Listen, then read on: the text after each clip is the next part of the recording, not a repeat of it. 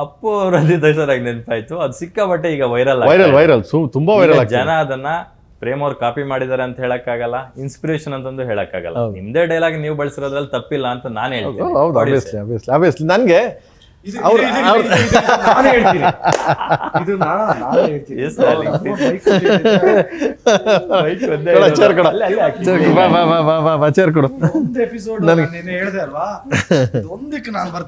Prem sir, ನೀವು Appu sir ಅಂದಿದ ತಕ್ಷಣ ನಂಗೆ ಸಡನ್ ಆಗಿ ನೆನಪಾಯ್ತು. ಹೌದೌದು, ಅಪ್ಪು ಸರ್ ಅಂದ ತಕ್ಷಣ ಕೇಳಿ ಬಂದ. ಇಲ್ಲ, ಏನಕ್ಕೆ ಅಂದ್ರೆ ನಿನ್ನೆ ಕೇಳಿದಾಗ ಪ್ರಶ್ನೆ ನಾನು ಪ್ರೇಮ್ ಸರ್ ಇದ್ದಾಗ ಮಾತ್ರ ಕೇಳಿದ್ದು, ನಾನು ಬಂದು ಆನ್ಸರ್ ಮಾಡ್ತೀನಿ ಅಂತ ಹೇಳಿದ್ದೆ. ಕರೆಕ್ಟಾ? ನಮ್ದು ನೈಟ್ ಎಫೆಕ್ಟ್ ನಡೀತಿತ್ತು. ಓಕೆ. ಆ ಪರ್ಟಿಕ್ಯುಲರ್ ಸೀನ್ದು ನೈಟ್ ಎಫೆಕ್ಟ್. ಡೈರೆಕ್ಟರ್ ಬಂದ್ರು, ರೈನ್ ಎಫೆಕ್ಟ್.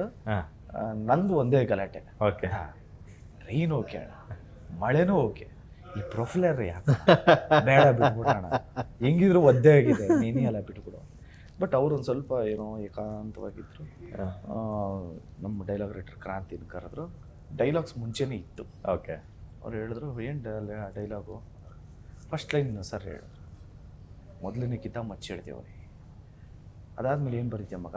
ಅವನು ಅದು 10 ಆಪ್ಷನ್ ಬಂದಿತ್ತು. ಇವ್ರು ಯಾವುದೂ ಒಪ್ಕೊಳ್ಳಿಲ್ಲ. ಓಕೆ. ಒಂದು 10-15 ನಿಮಿಷ ಆಯಿತು. ಶಾರ್ಟ್ ಎಲ್ಲ ರೆಡಿ ಇದೆ, ಎಲ್ಲ ಸೆಟಪ್, ಎಂಟೈರ್ ಸೆಟಪ್ ರೆಡಿ ಇದೆ. ಓಕೆ. ಇವ್ರ ಹತ್ರ ನಾನು ಹೋಗ್ತೀನಿ. ಅಲ್ಲಣ್ಣ, ಯಾಕಣ್ಣ, ಏನಣ್ಣ ಇದನ್ನು ಹೇಳ್ಬಿಡ್ತೀನಿ.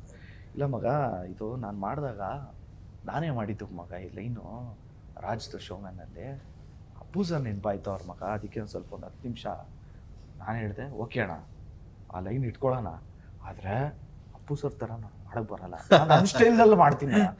ಬಟ್ ಅವ್ರು ನೆನೆಸ್ಕೊಂಡು ಅವ್ರ ಆಶೀರ್ವಾದದಿಂದ ಸ್ಟಾರ್ಟ್ ಮಾಡೋಣ ಅಂದಾಗ, ಓಕೆ ಮಗ, ಆ ಲೈನ್ ಹಂಗೆ ಇಟ್ಕೊತೀನಿ. ಅಲ್ಲ ಅಣ್ಣ, ಕಾಪಿ ಹೊಡ್ದಂಗೆ ಆಗುತ್ತೆ. ಅವನೇ ನಮ್ದೇ, ನಾನೇ ಕೊಡೋ ಡೈರೆಕ್ಟರ್. ಅದಕ್ಕೂ ನಾನು ಅದನ್ನೇ ಹೇಳ್ತಿದ್ದೆ, ಅವ್ರ ಡೈಲಾಗ್ ಅವರೇ ಬಳಸೋದ್ರಿಂದ ಕಾಪಿನೂ ಆಗಲ್ಲ, ಇನ್ಸ್ಪಿರೇಷನ್ ಆಗಲ್ಲ. ಸರಿ ಅಣ್ಣ, ಇದು ಫಸ್ಟ್ ಲೈನ್ ಓಕೆ ಅಣ್ಣ, ಮೊದಲನೇಕಿ ತಾವು ಮುಚ್ಚಿ ಹಿಡ್ದೇವ್ನಿ, ಅದಾದ್ಮೇಲೆ ಏನಣ್ಣ, ಅದಾದ್ಮೇಲೆ ನಮ್ಮ ಕತೆಗೆ ಬಂದ್ಬಿಡ ಮಗನೇ.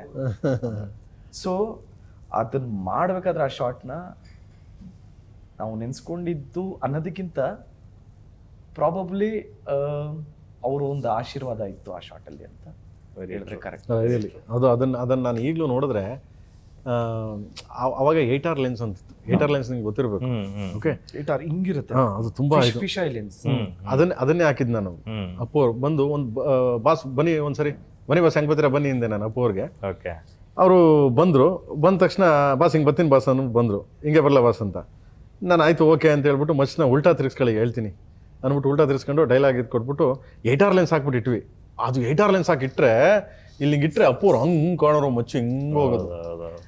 ನನಗೆ ತೆಗಿಬೇಕು ಹಂಗೆ ಅಂತ. ಬಟ್ 8R ಹಾಕ್ಬಿಟ್ಟು ಜಿಮ್ಮಿ ಮಾಡಿದ್ರೆ, ಇದು ಜಿಮ್ಮಿ ಇಲ್ಲಿ ಜಿಮ್ಮಿ ಅಲ್ಲ ಇಲ್ಲಿ. ಆಮೇಲೆ ಇಲ್ಲಿ ರೈನು ಫುಲ್ಲು ಮಚ್ಚು ಮಾತಾಡ್ಬೇಕಾದ್ರೆ ಅದು ಏನು ಒಂದು ಬಾಡಿ ಮೇಲಿರ್ತದೆ, ಬಾಡಿ ಮೇಲಿರ್ತದೆ ಅಣ್ಣೋ ಅಂತಾರೆ. ಅಂದ್ರೆ ನನಗೆ ಏನಾಗುತ್ತೆ, ಅದು ಸೈಲೆನ್ಸ್, ಎವ್ರಿಥಿಂಗ್ ಸೈಲೆನ್ಸ್. ಮ್ಯೂಸಿಕ್ ಮಾಡಿಲ್ಲ ನಾವು ಥಿಯೇಟ್ರಲ್ಲಿ ಈಗ.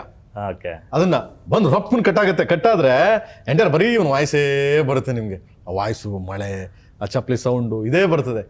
ಈ ಮಟ್ಟಕ್ಕೆ ವೈಭೀಕರಣ ಮಾಡಿದೆ. ಅದು ಇಲ್ಲೇ ಬರ್ಬೇಕು ಮಚ್ಚು ಅಂತ ಮಾಡ್ತಾವ ಸಗದಾಗೆ. ಇಲ್ಲ, ತುಂಬಾ ಚೆನ್ನಾಗಿ ಬಂದಿದೆ ಎಲಿವೇಶನ್. ನಾವು ಜೋಗಿ ಸಿನಿಮಾದ ಎಲಿವೇಶನ್ಸ್ ಬಗ್ಗೆ ಮಾತಾಡ್ತಿದ್ವಿ. ನನಗೆ ಈ ಟ್ರೈಲರ್ ಅಲ್ಲಿ ಆ ಶಾರ್ಟ್ ತುಂಬಾ ಇಷ್ಟ ಆಯ್ತು ಆಕ್ಚುಲಿ. ಅವ್ರು ಹಿಂಗ್ ಬರ್ತಾರಲ್ಲ ಅಲ್ಲಿ ಮಳೆಯಲ್ಲಿ ಹಿಂಗ್ ಬಂದು ಒಂಥರ ಶ್ರೀಕೃಷ್ಣ ಪರಮಾತ್ಮ ಜಿಕ್ಕೊಂಡ್ ಬರ್ತಾರಲ್ಲ, ಆ ತರ ಹಿಂಗ್ ಬಂದು ನೀವು ನೋಡಿದ್ರೆ ಇನ್ನ ಅದ್ಭುತವಾಗಿರ್ತದೆ. ಅದರಲ್ಲಿ ಹನುಮಂತ ಬರ್ತಾನೆ, ರಾಮ ಇನ್ನ ಇದೆ, ಇನ್ನ ಬರ್ತದೆ. ಅಯ್ಯೋ ಕೂಗಾಡ್ಬಿಡ್ತಾರೆ ಬಂದ್ರೆ, ಹಂಗ್ ಬರ್ತದೆ ಅದ್ರಲ್ಲಿ.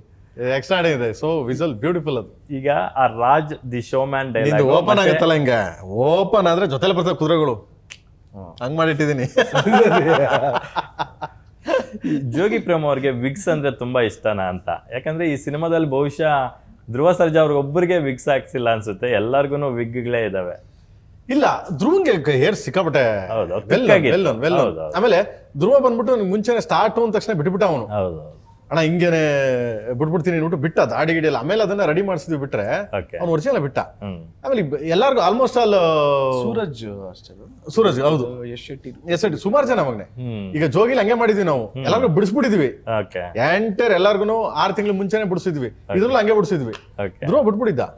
ಆಮೇಲೆ ಕೆಲವು ಶಾರ್ಟ್ಗಳು ಸಖತ್ ಇದು ಕಾಣ್ತಾನ ಅವನು ತುಂಬಾ. ಆಮೇಲೆ ಏರ್ಸ್ ಇದ್ದಷ್ಟು ಆಗಿನ ಆ ಕಾಲದ ಘಟ್ಟ ಮತ್ತೆ ಆ ಸ್ಟೈಲು. ಆಮೇಲೆ ಯಾವಾಗ್ಲೂ ಫೇಸ್ ತುಂಬಾ ಶಾಂತವಾಗಿ ಕಾಣ್ತಾ ಇರ್ತದೆ.